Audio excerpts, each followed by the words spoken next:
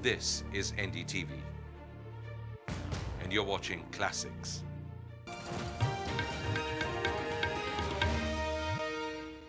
Hello and welcome. Well, we all know that the last couple of years have been a terrible time for everyone in the technology industry.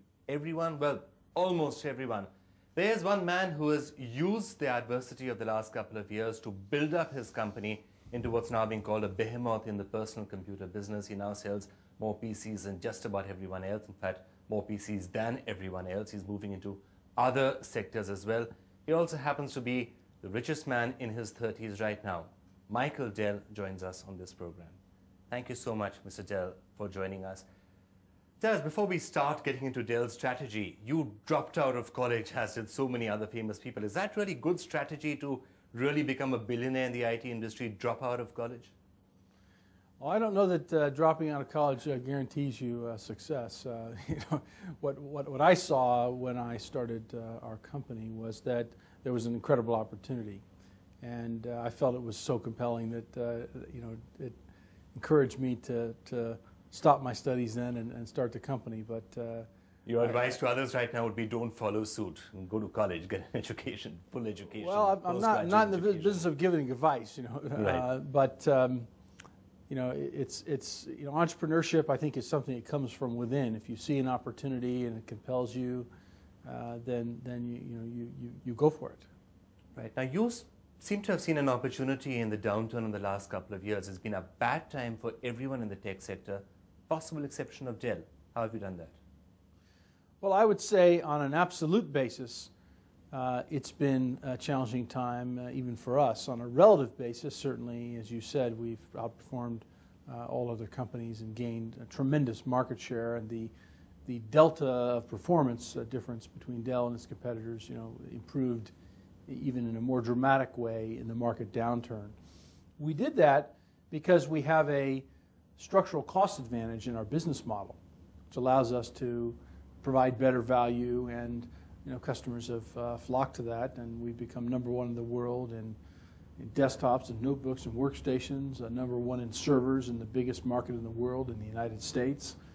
We've got a growing business in storage. We've been able to apply this to a wide range of computer and communications products, and customers appreciate good value and good service. In other words, you're saying that it's very easy for a company to do well when the times are good, but it's when times are bad that the tougher companies, the leaner, the meaner companies actually get that crucial advantage. Is that what you're saying? I think in a downturn, the strong companies get stronger, the weak companies get weaker, and competitive differentiation is even more important in a period where there's a downturn. And certainly for the last year, Dell not only was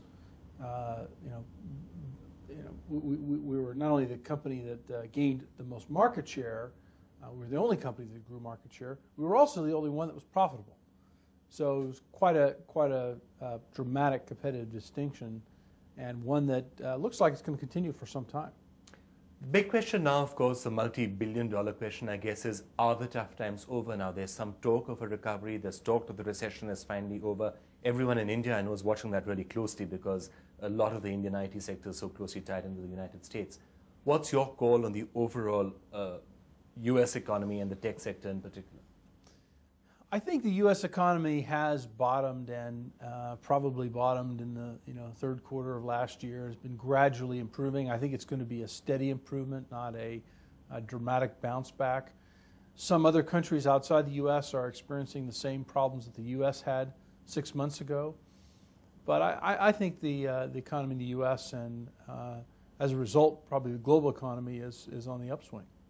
How about technology? Because 3 years ago, everyone's view was that you can't go wrong in technology. About 7-8 months back, everyone's view was that you can only go wrong in technology, stay away from the entire sector. Where are we now?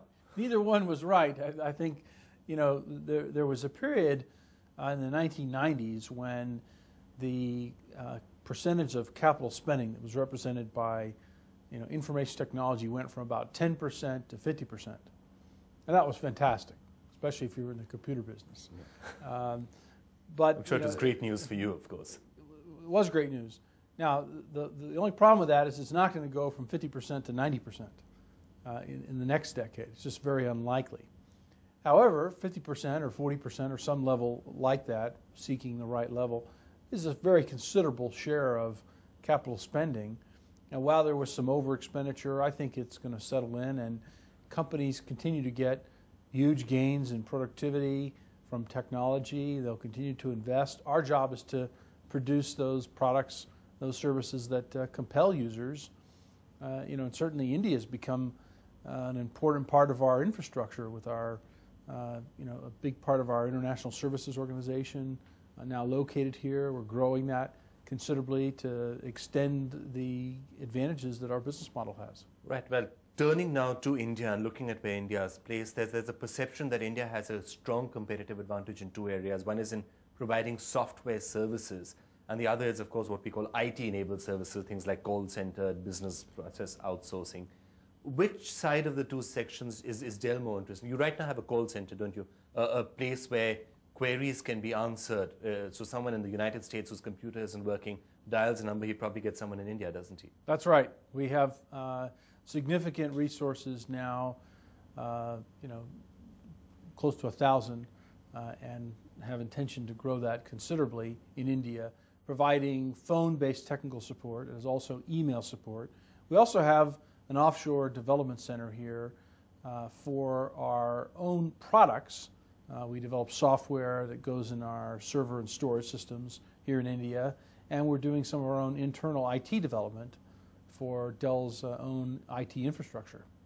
So how, if you're looking at the future, are you increasingly seeing this trend accelerate where for things like answering queries and technical problems, you would shift more and more of your, you'd outsource more and more of your work to your center here in India?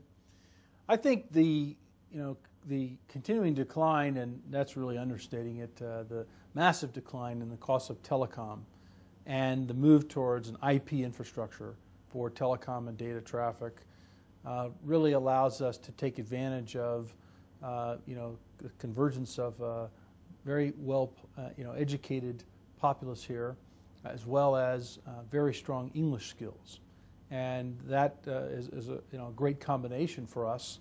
And so we're investing heavily, not only in the areas I mentioned, but also in some other functions. We're testing a number of different areas, finance, HR, and other kind of back office functions where India could be quite valuable to us.